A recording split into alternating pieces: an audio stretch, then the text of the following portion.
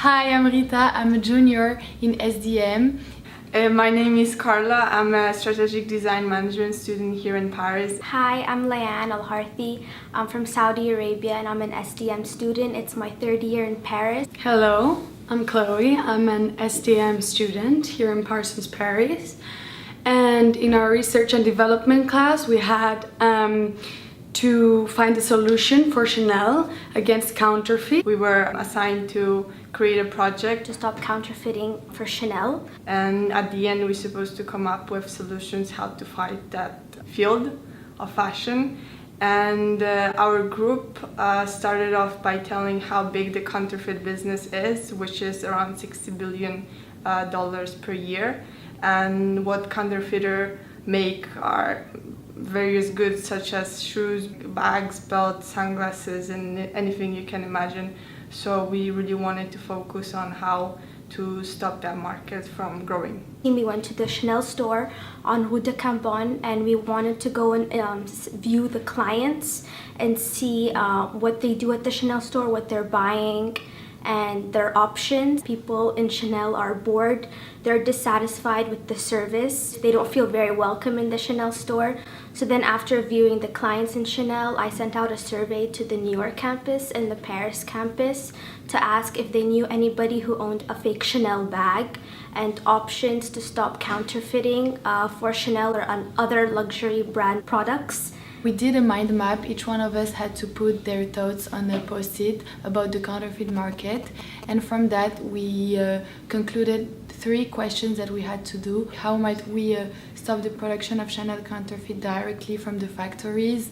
How might Chanel utilize information from counterfeit product and benefit for the brand? And how might we also serve customers that do not have the high-end income status for buying Chanel products? So from that, we decided to create 3 prototypes. And me and my team created 3 prototypes as solutions. The first one was an application with a scanning device in the bags, so you would track your bag from the application found in a Chanel website or an actual in the App Store.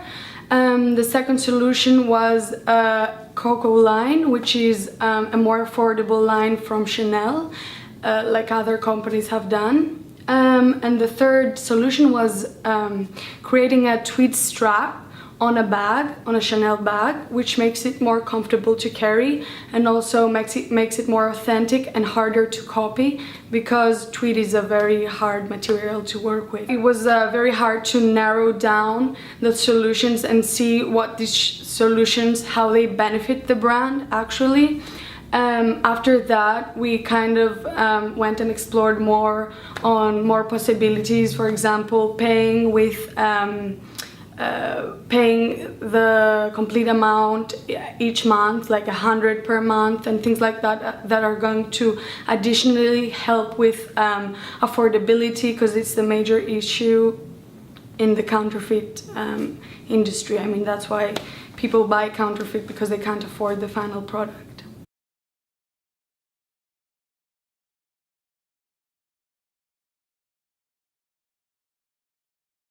Hi, I'm Sarah and I'm a junior from New York.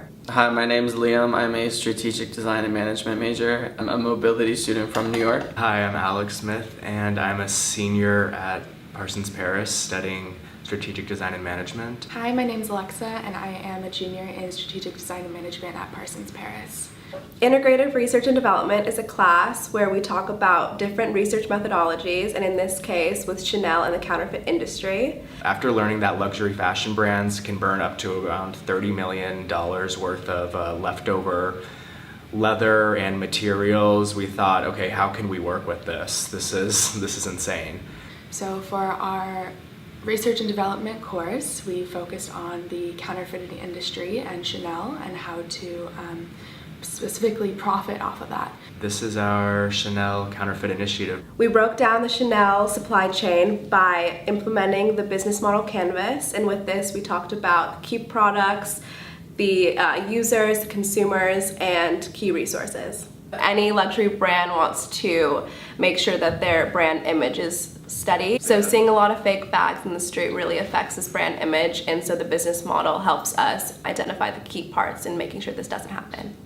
Outlets and where they want to distribute Chanel, they're key partners in making sure that no one is exposing Chanel's resources. It is also important because we want to value customer relationship. So after we analyzed the business model canvas of Chanel, we then went into our primary research.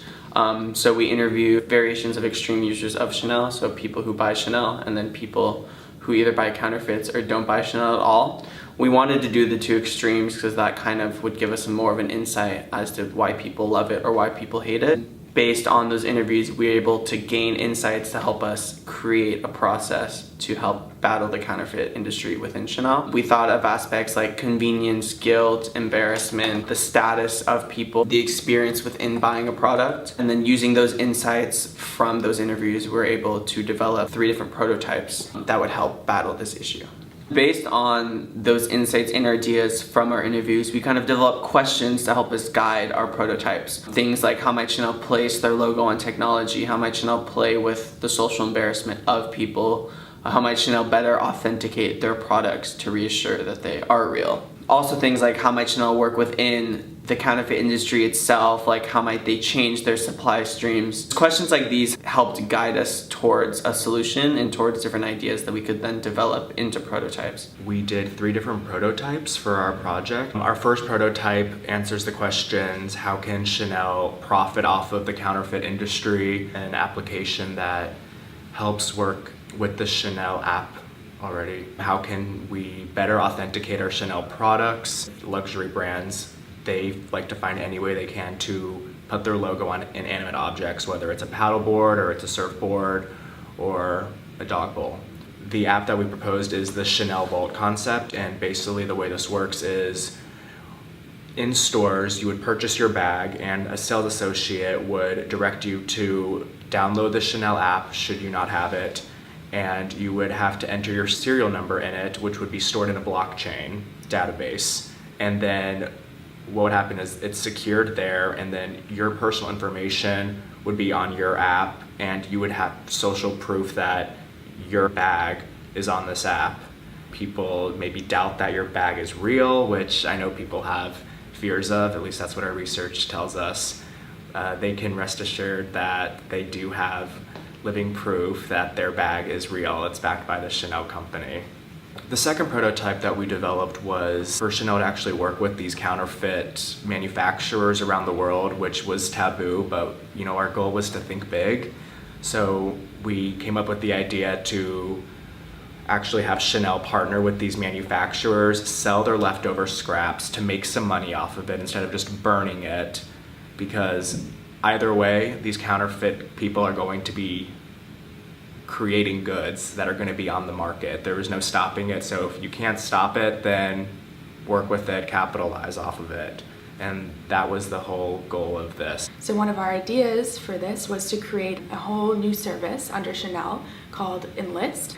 Users can come in and rent bags for a certain daily price instead of just buying the bag outright, making it more accessible. So this targets the mass market and gives the people the opportunity to come in and rent a bag who can't normally afford to buy one outright.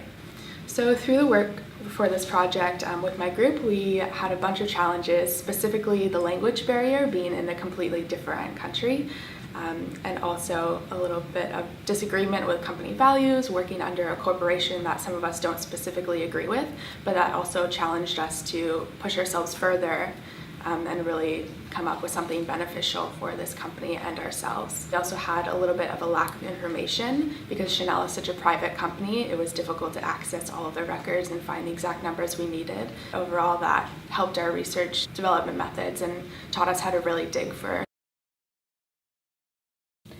Hi, my name's Catherine Cohen and I'm a junior in the Strategic Design and Management program here at Parsons Paris.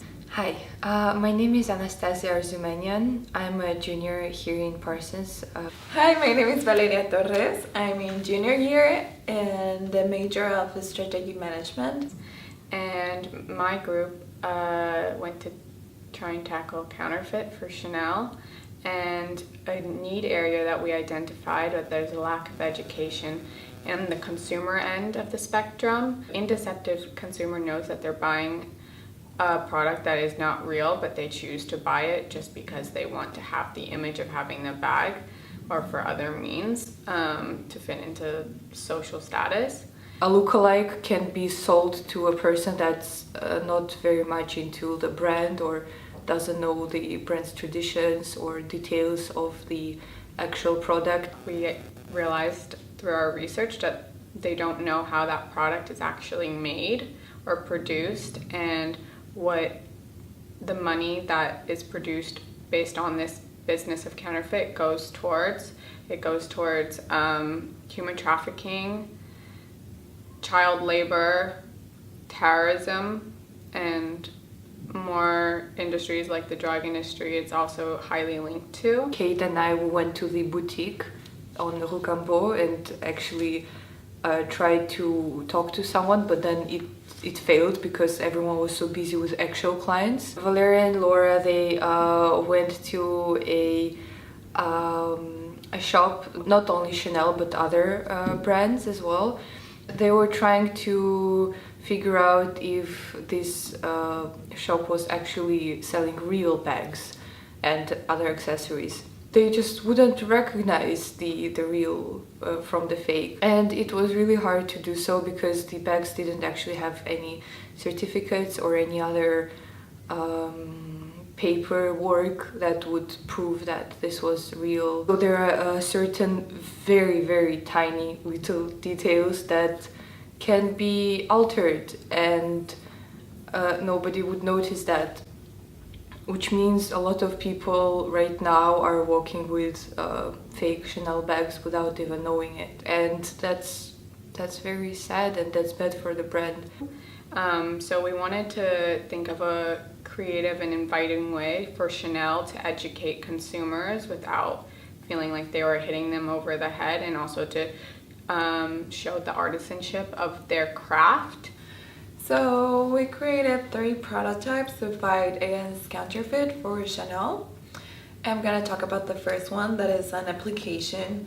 So this application was for sellers, buyers, and also for users to track the bag.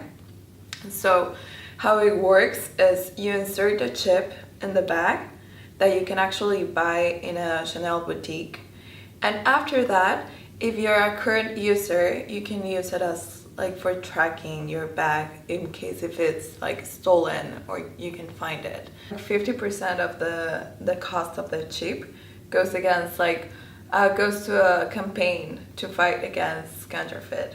And for buyers, we wanted to create like an e-commerce website as well, so you can trust the place where you're actually like buying the bag.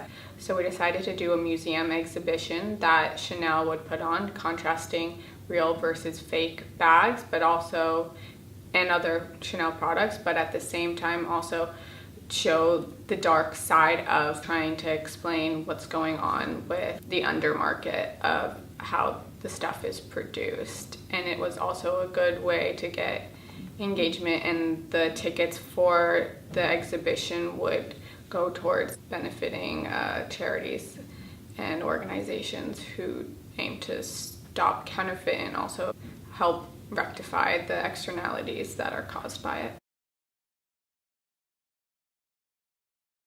Hi, my name is Ashley, and we want to implement small but important changes of the product lifecycle map in H&M from farm to retail.